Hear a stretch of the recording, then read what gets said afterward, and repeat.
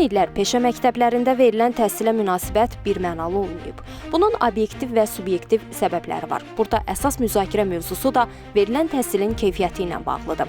Lakin artıq bir müddətdir peşə təhsilinin statusunun qaldırılması üçün addımlar atılır. Prezident İlham Əliyev dekabrın 5-də peşə təhsili sisteminin potensialının gücləndirilməsi ilə bağlı əlavə tədbirlər haqqında sərəncam imzalayıb. Mütəxəssislər düşünür ki, bu sərəncamla dövlət ilk dəfə olaraq məşğulluğu ali təhsilin kütləviləşməsi ilə deyil, praktik səriştələrin genişləndirilməsi ilə artırmağa hədəfləyir. Peşə təhsili üzrə Dövlət Agentliyinin direktoru İlqar Bayramlı deyib ki, bu sərəncam peşə təhsili sisteminin tarixində yeni və strateji mərhələnin əsasını qoyacaq. Peşə təhsili sisteminin potensialının gücləndirilməsi ilə bağlı əlavə tədbirlər haqqında Azərbaycan Respublikası Prezidentinin 2025-ci il 5 dekabr tarixli sərəncamına əsasən 2026-2030-cu illərdə müasir standartlara cavab verən 21 peşə müəssisəsinin tikintisi və ikisinin əsaslı təmiri həyata keçiriləcəkdir. Bu sərəncam peşə təhsili sisteminin tarixində yeni və strateji mərhələnin əsasını qoyur, insan kapitalının gücləndirilməsinə, eyni zamanda əmək bazarının real tələblərinə cavab verən müasir ixtisasların tədrisi baxımından mühüm əhəmiyyət daşıyır. Sərəncam peşə təhsili müəssisələrinin maddi-texniki bazasının gücləndirilməsini, işə götürənlərlə əlaqələrin genişləndirilməsini, müasir bazarlıqlara söykənən tədris mühitinin yaradılmasını, eyni zamanda idarəetmə sistemində səmərəliliyin artırılmasını əsas prioritet istiqamətlər kimi müəyyən edir. Bu yanaşma peşə təhsilinin nüfuzunun yüksəlməsinə və gənclərin dayanıqlı məşğulluğuna birbaşa töhfə verəcəkdir. Bugün biz də Texnika və Texnologiyalar üzrə Bakı Dövlət Peşə Təhsil Mərkəzində olduq. Bu təhsil müəssisəsində dünyada ən populyar ixtisaslardan biri olan bərpa olunan enerji, qurğu və avadanlıqlarının istismarı ixtisası da tədris olunur. Mərkəzimizdə 30-dan artıq ixtisaslar tədris olunur. Burada təhsil alan 1160 tələbə, 111 nəfər mühəndis pedaqoji heyət tədris həyata keçirir. Mövcud olan emalatxanalarımızla yanaşı, hal-hazırda müəssisədə yeni tikilən binada yeni emalatxanalar da fəaliyyət göstərir və yeni emalatxanaların fəaliyyəti ilə bağlı bizim yeni ixtisaslarımız da növbəti tədris ilindən fəaliyyət göstərəcək. Növbəti tədris ilində biz yeni ixtisaslardan kran maşinisti, avtomatika bu ixtisasların tədrisini nəzərdə tuturuq.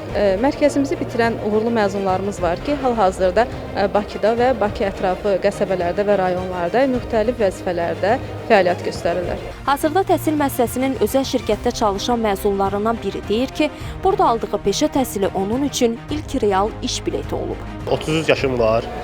2024-cü ildə Texnika və Texnologiyalar üzrə Bakı Dövlət Peşə Təhsili Mərkəzinə qəbul olmuşam. 2025-ci il məzunuyam, uğurlu məzunlardan biriyəm. İxtisasca elektrikəm. Hal-hazırda Paşa Property Managementdə elektrik texnik vəzifəsində çalışıram. Çalışırdım, yəni qəbul olmuşdum, ancaq ki vəzifə olaraq texnik vəzifəsində çalışırdım. Gəldim, təhsil aldım. Təhsil aldıqdan sonra təbii ki diplom alandan sonra iş yerinə məlumat verildi, bildirildi və məndə vəzifə dəyişikliyi baş verdi. Orada usta vəzifəsində elektrik kimi hal-hazırda çalışıram, vəzifəmdə dəyişikliyi baş verir. Mərkəzin müəllimləri isə deyir ki, mərkəz şagirdlərin bərpa olunan enerji sahəsində praktiki bacarıqlarının artırılması üçün yeni imkanlar yaradır. Alternativ enerji qurğu avadanlıqların istismarı üzrə mükəmməllik mərkəzidir hal-hazırda olduğumuz emalatxana. Həmçinin günəş panellərinin quraşdırıcı ixtisası üzrə burada tədris aparılacaq. Fevral ayından təmirə başlanılıb, həm təmir, həm də avadanlıqların verilməsi mərhələsi aparılıb. Quraşdırma dövrü ərzində müxtəlif günəş panelləri, günəş kollektorları, hibrid sistemlər, invertorlarla təchiz olunub. Yəni alternativ enerji ixtisası üzrə, günəş panellərinin quraşdırıcı ixtisası üzrə bütün tam təchizat həyata keçirilib. Məktəb binamızın həyətində 10 kilovatlıq yeni günəş panelindən ibarət olan bir sistem quraşdırılıb və biz o sistemi hal-hazırda onlayn şəkildə izləyə bilərik. Təxminən ay ərzində 100-150 manat yəni enerjiyə qənaət hesablanır. İllik hesabatda isə bu avtomatik olaraq təxminən 1500-2000-ə yaxın, yəni bizim məktəb binasında elektrik enerjisinin sərfiyyatına yəni qənaət eləmiş oluruq. Günəş paneli vasitəsilə biz bildiyimiz kimi günəşin enerjisindən elektrik enerjisi alırıq, amma bu kollektor vasitəsilə isə istilik ala bilirik. Yəni bu kollektor vasitəsilə biz günəş enerjisindən hava isitmə sistemlərində və yaxud da su isitmə sistemlərində istifadə edə bilirik. Tələbələr də öz fikirlərini bölüşərək dedilər ki, praktik dərslər motivasiyanı artırır, əldə etdikləri bacarıqlar isə gələcək peşə seçimlərini daha aydın edir. İqtisad Universitetini bitirmişəm, maliyyə və kredit üzrə. Lakin sonradan qərara gəldim ki, günəş panelləri sistemlərində perspektiv daha yüksəkdir. Onun üçün mən peşə mərkəzini seçdim. Burada çox yüksək səviyyədə bizə dərs keçirlər, tədris keçirlər. Həmçinin biz laboratoriyada məşqlər aparırıq.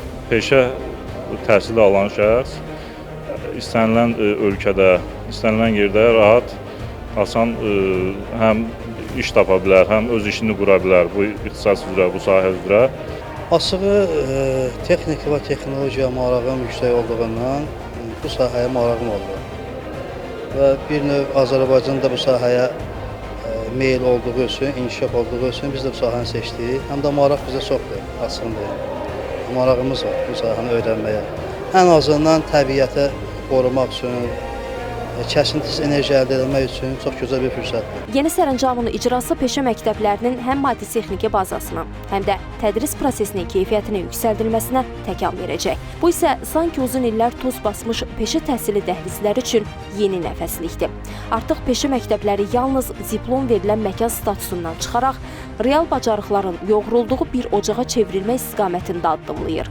Mütəxəssislər deyirlər ki, bu proses uğurla davam edərsə, yaxın illərdə ali təhsil almaqla bağlı beyinlərdə formalaşan stereotip dağılacaq.